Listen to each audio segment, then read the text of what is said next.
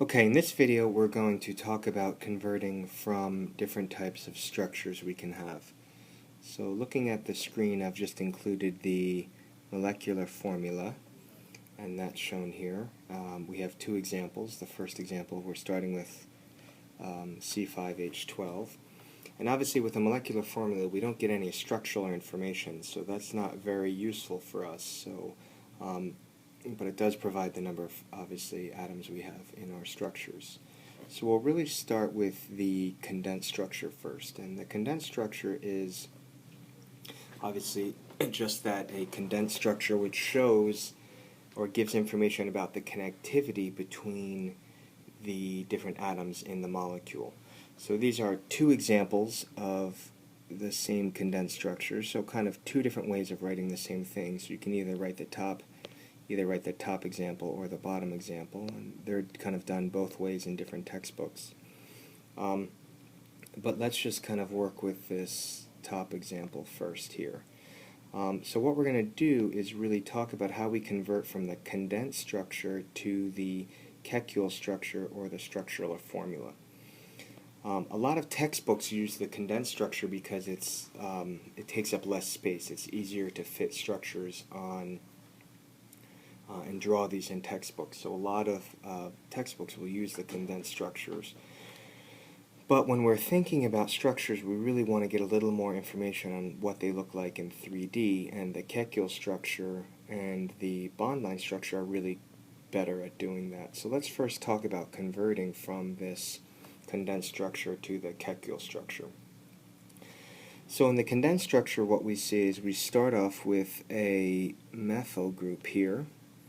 Okay, that's a CH3, and what we have to recognize and remember is that hydrogen makes one bond while carbon makes four. So the key here is really remembering that the connectivity is from the carbon atom to the carbon atom, and that's what we see here. So here's our first carbon atom that has three hydrogens attached to it, and there's that bond really connecting those two carbon atoms. The next thing we see is this CH2, I'm circling in red, and that's obviously connected to the next carbon, which I will circle in blue. Okay, so now we have a CH2 in red, shown here, and the key is to remember that the hydrogens can only form one bond, so really the carbon atoms are what are attached. So this carbon in red is bound to this CH in blue. So the carbon in red here is bound to the CH in blue. So in blue, in the condensed structure, we only see that we have a CH.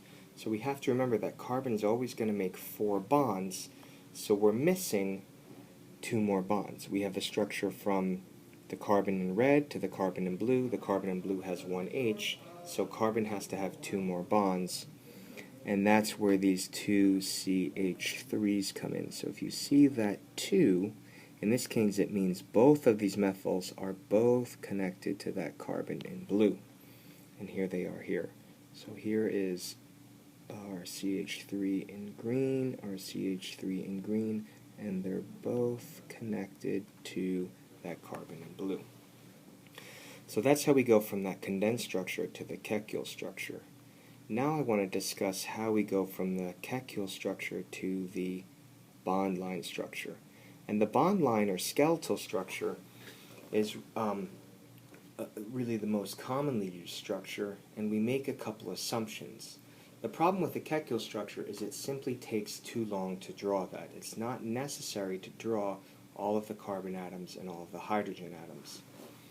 So if we scroll down, we can look at kind of these bond line structure rules, and let's go through these.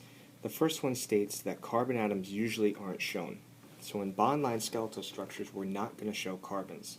A carbon is assumed to be at the intersection of two lines, and two lines represent a bond. So lines represent a bond. The next thing we see is that hydrogen atoms bound to carbon atoms are usually not shown. Carbon has a valence of 4, so we mentally supply the correct number of hydrogen atoms. and that's important. We have to remember carbon has a valence of 4, so we add in the extra hydrogen atoms, so carbon is making 4 bonds. And the last thing is pretty important. Atoms other than carbon and hydrogen are always shown. If you have an oxygen or nitrogen or sulfur, those are always shown. Because if you don't show it, you assume that it's carbon. And the last thing, which is really important, is about the hydrogen atoms. Anytime you have a hydrogen atom that is not connected to a carbon, you always show it. So if H is connected to C, you don't have to show it, but if it's connected to O or S or N, you do have to show those. All right, so those are the rules that we want to look at. And let's look at how we convert this. So notice we started with this methyl group on the left. That's signified by this carbon here. All right, so that dot, the end of the line, represents a carbon atom. So we remember that carbon atom always makes 4 bonds. So what that means is coming off this carbon, we have 3 hydrogens to give that carbon 4 bonds. Okay, but we don't show that. All right, so we don't have to show that, but that's what it signifies. Next in red we have a CH2. That is this carbon here. Okay, and what we remember is, again, not shown are those 2 hydrogens. Okay, again, we don't have to show those, and we don't. Alright, so we can erase those. Followed by the carbon in blue with 1 H. So here's the carbon in blue, and I'm just going to add in that hydrogen. Alright, so that's a hydrogen. Sorry, the drawing is a little sloppy. And again, we don't have to show that. We can erase that because it's not shown. And then the 2 methyl groups in orange, here and here. Okay, and again, both of those carbons at the end of the line represent a carbon atom, and that is each of those are connected to 3 hydrogens. So to summarize, the first carbon is black, represent and has a bond to 3 hydrogens. Then we have the carbon that is red, and that's connected to 2 hydrogens not shown. And then we have that's connected to the carbon that's blue, again 1 hydrogen, and then the 2 methyl groups, the 2 CH3s at the end. And that's how we convert from the bond line skeletal structure. So again, we're not showing any carbons. Carbons are represented at the ends of each line. So each line represents a bond of 2 electrons. What's on the other end of that line is a carbon atom. If nothing is shown there, this in black, in red, blue, and green are all carbon atoms. So we have 1, 2, 3, 4, 5 carbon atoms. Great. Alright, so now let's look at our second example here. This one, now we add some heteroatoms, some oxygens in this molecule. There's the molecular formula. Again, molecular formula can't give us any information about the structure, so we really have to start with the condensed structure. And what we see here is a little more complicated example, but let's just go through this again. So now I have 2 CH3 groups. So I have 2 CH3 groups, and I have to look at what they're next connected to. Both of these CH3 groups are connected to that following carbon, and they're shown here. So here's one CH3, another CH3, and they're connected to the second carbon. That second carbon is a CH. Here's the CH, okay, which makes sense. That CH is connected to the 2 methyls in black, and then something else moving forward. So now what's next is I have 2 CH2s. So what that means is now I have 2 CH2s. Those are connected to each other. So the carbon in red is connected to one CH2, and then that CH2 is connected to another CH2. So normally when you have CH2s, it has to have connectivity on the left side and the right side. So there's 2 of those. If we look at the example that we started with in black, I had 2 CH3s. They're connected to the same carbon. But the CH2s that are in blue are actually connected to each other. They're not both connected to the red carbon. They're sequential. So one CH2 and then another CH2. After that, we get to a CO. Okay, and this is an interesting case. We have a CO. So we know that we have a carbon connected to that blue CH2, and then that carbon is going to be connected to what's next, which is another CH2. So thinking about that, we have to realize that this carbon in green here is connected back to the one in blue and the next one, so that leaves 2 open spots for carbon to form 4 bonds. And that's what we see here is this carbonyl is actually connected, this carbon-oxygen bond is a double bond. So the oxygen is connected to the carbon double O. The oxygen is connected by a double bond to the carbon. So that CO means this O is connected to the carbon by a double bond. And that now the carbon in green has 4 bonds.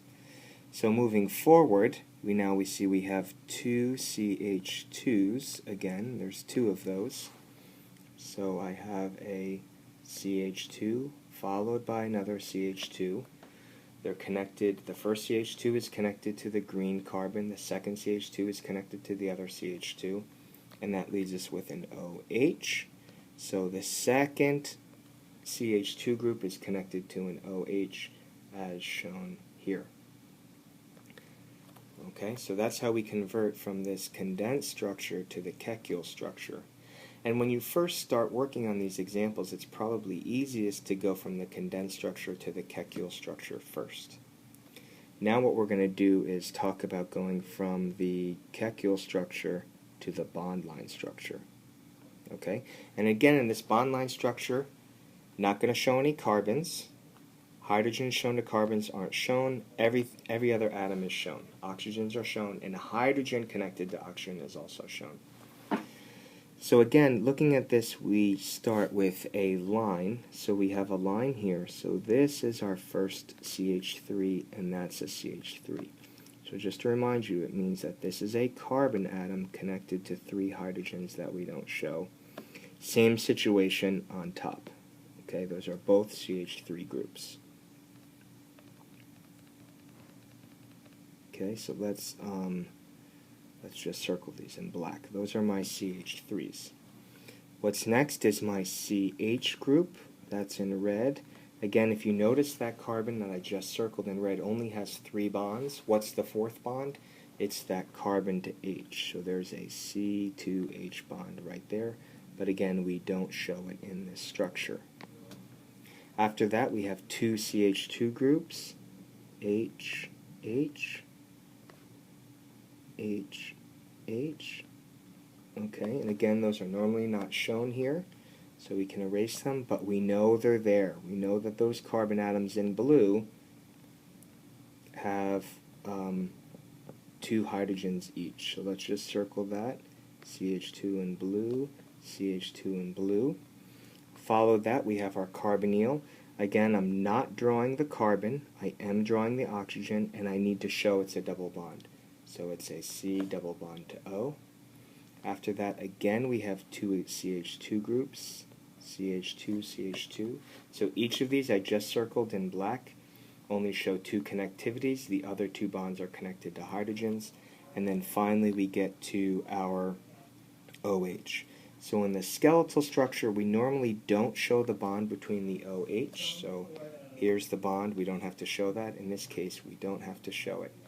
So what this really means is that I have a carbon bond. So this is a carbon bound to an O, right?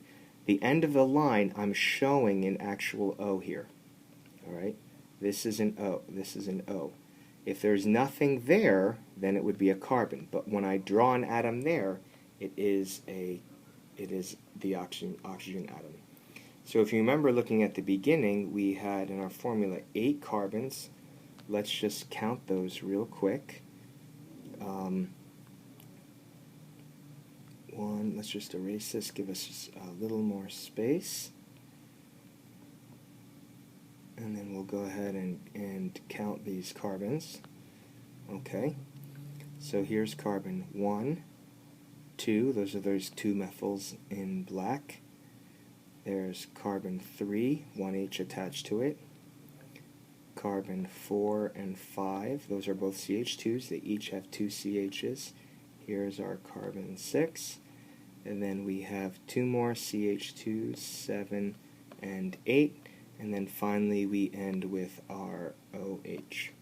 So if you look at your formula, we have 8 carbons, we have 2 oxygens, top there, and then if you count all the hydrogens that aren't shown in the bond line structure, you will get exactly 16 hydrogens, and that can be really shown in the Kekule structure. Okay, so hopefully this video has kind of helped you understand how to go from a condensed structure to a Kekule structure to a bond line structure. In class and problem sets and exams, we will be primarily using this bond line structure. Alright, so it's important that you're comfortable with drawing these bond line structures.